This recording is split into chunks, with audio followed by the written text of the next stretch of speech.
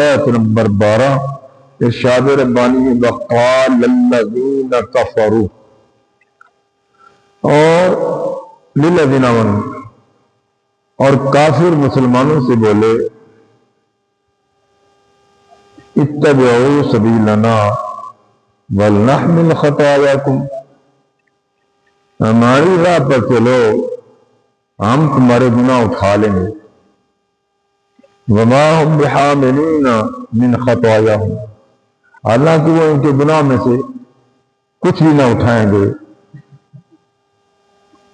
انہم لکاذبون، بے شک وہ جھوٹے ہیں، ولا یحملن اثقالہم، اور بے شک ضرور اپنے بوجھ اٹھائیں گے، واثقالا مع اثقالہم، اور اپنے بوجھوں کے ساتھ اور بوجھ، ولا یسألن یوم القیامہ، اور ضرور قیامت کے دن پوچھے جائیں گے اما کانوا یفترون، جو کچھ وہ بہتان اٹھاتے تھے۔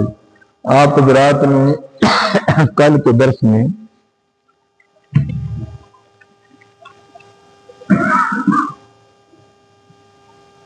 منافقین اور کافرین کے بارے میں سنا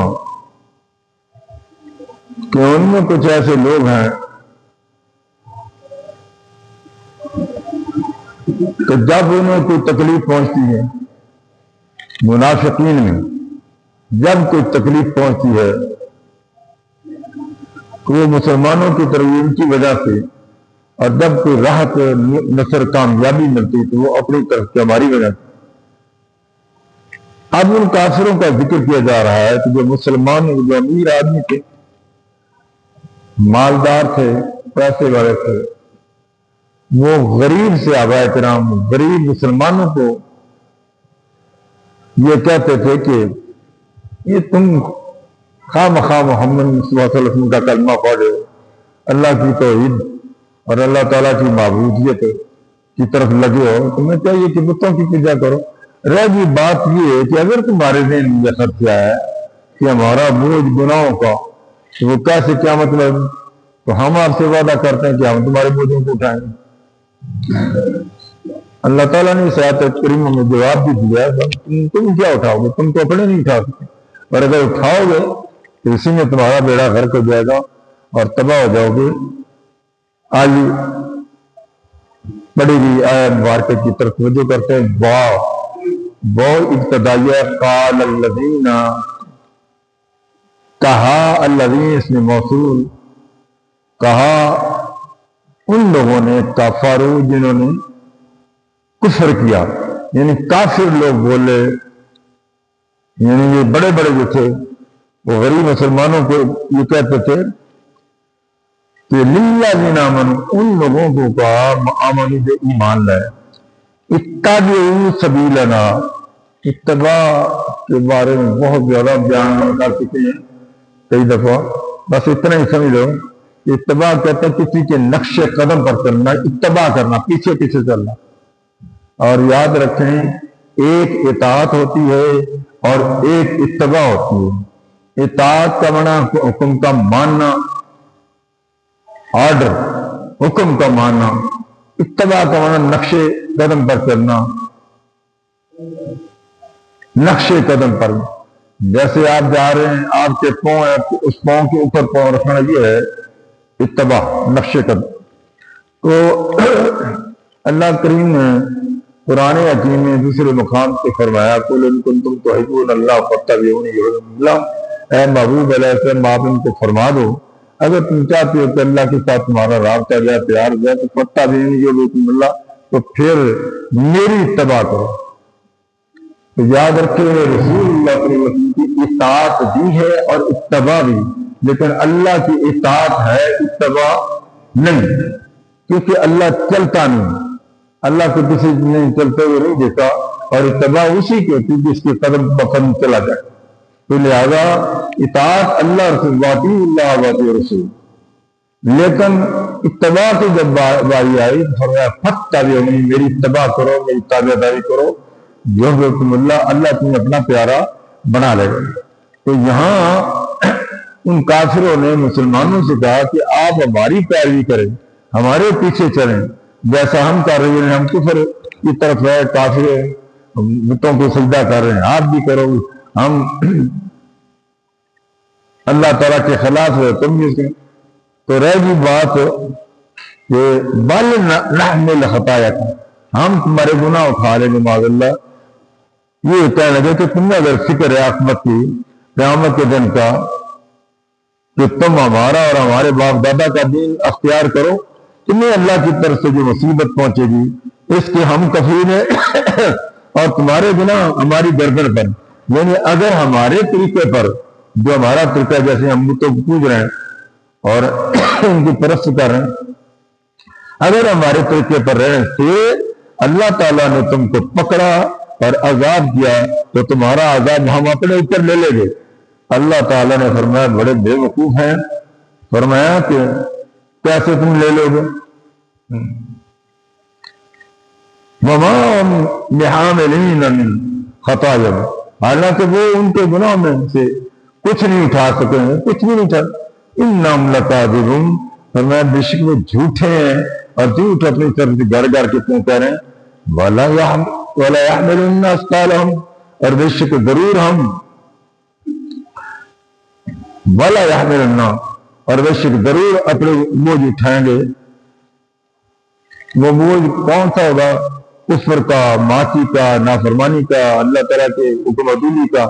وہ اٹھائیں گے وثقالا، اور یہ اثقال سکل کی جمع سکل کرنا، بوجھ، بھار، وزن، اپنے بوجھوں کے ساتھ. اور بوجھ ان کے گناہوں کے جنہیں انہوں نے گمراہ کیا، یعنی ان کا بھی بوجھ ان کو ملے گا کہ جن کی وجہ سے، ان کی وجہ سے وہ گمراہ ہوئے، اور وہ گمراہ جو ہوئے ان کی وجہ سے.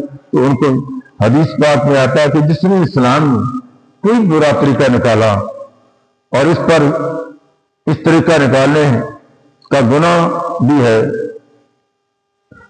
اور قیامت تک جو لوگ اس پر عمل کریں گے ان کے گناہ ان کے ساتھ. حضور سید عالم صلی اللہ تعالی وسلم نے فرمایا صاحب کہ قیامت کے دن اللہ تعالیٰ ایک آدمی کو لائے گا جس کی اتنے نیکیاں بھی پہاڑوں جیسی، وزن ہی وزن، نیکیاں بہت زیادہ. جب وہ آئے گا لوگ رش کریں گے کہ کتنی اس کی نیکیاں، کتنی اس کی اچھائیاں.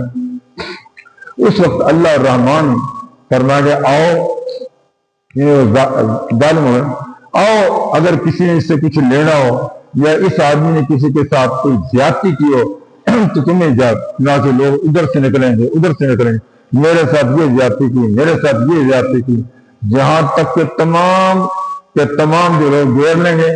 اور حالت یہ ہو جائے گی کہ اللہ کریم فرمائے گا اب اس کی نیکیاں جو ہے ان کو دے. دوستی اس ظالم کی نیکیاں ہوں وہ اللہ تعالیٰ کے حکم سے ان کو مل جائیں گے. ابھی بھی لوگ تقاضا کر رہے ہیں ابھی ہمارے لیے، ہم پر اس نے ظلم کیا تھا، ہمارا اس نے حق مارا تھا، ہمارے یہ کیا تھا.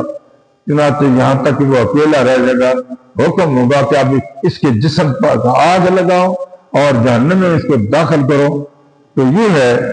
اور جس بندے کوئی اچھا طریقہ نکالا، من سنہ سنۃ حسنۃ من الاسلام، جس نے اسلام میں اچھا طریقہ نکالا خوبصورت اور لوگوں نے اس کی پیروی کی، تو اس کو اتنا ہی ثواب ملے گا جتنا اس پر عمل کرنے والے.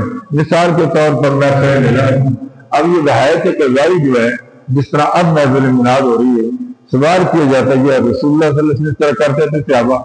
تو کیونکہ یہ اس میں بعید مقصد اللہ تعالیٰ کا ذکر ہے، اللہ کے محبوب کا ذکر ہے، تو یہ اصل میں تو یہ چیز ٹھیک ہے. تو اگر کسی بندے نے اعلان کر دیا کہ آؤ محفل مناد ہو، تو ساتھ اس نے کھانے کا بھی انتظام کر دیا تاکہ آنے والے کو لنگر مل جائے، کھانا مل جائے. تو حالانکہ اس وقت یہ نہیں بیان ہی ہوتا تھا نا، صحابہ بیان کرتے تھے، سنتے تھے. تو اس میں یہ اضافہ اگر کر دیا، کھانے کا کر دیا، جو آنے والے لفافہ لیا، عالم دین کو بلا لیا، تو یہ اچھا طریقہ ہے. تو جتنے اس پر چلیں گے، جس نے یہ نکالا ہے، جتنے اس پر چلیں گے ان سب کے برابر اس اکیلے کو ثواب ملے گا.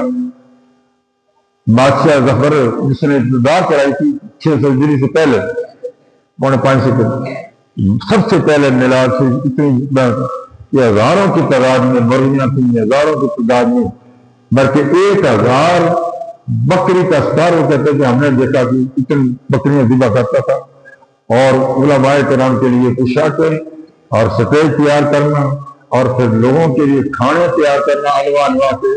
تو یہ حضرات کہتے ہیں کہ اس نے بڑا غلط کیا ہے. علماء کرام فرماتے ہیں کیونکہ اس نے اسلام ایک نیا ایسا طریقہ نکالا ہے کہ جو شریعت کے خلاف نہیں ہے، نہ قرآن کے خلاف ہے نہ شریعت کے، اور اچھا طریقہ نکالا کہ من سننا سنت حسنۃ مثال خوبصورت اچھا طریقہ نکالا اس فلہ اشر امثالہ، تو اس کو اس سے زیادہ ثواب ملے گا. تو اسی طرح جو آدمی برائی کی بنیاد رکھتا ہے اور لوگ اس کی برائی کی پیروی کرتے ہیں تو پھر سب کا بوجھ جو ہے اسی طرح ہوگا. فرمایا والا یسألون یوم القیامۃ، قیامت کے دن ہم پوچھیں گے اور معلوم ہو جائے گا اما کان یفترون، جو وہ افترا مانتے تھے کہ جی ہمارے پیچھے لگ جاؤ تم ہمارا بوجھ ہم اٹھا رہے ہیں، جیسے کہ آپ نے سنا. اور میں یہ سب غلط ہے اور جھوٹ بولتے ہیں. باقی انشاءاللہ بما علینا الا البلاغ.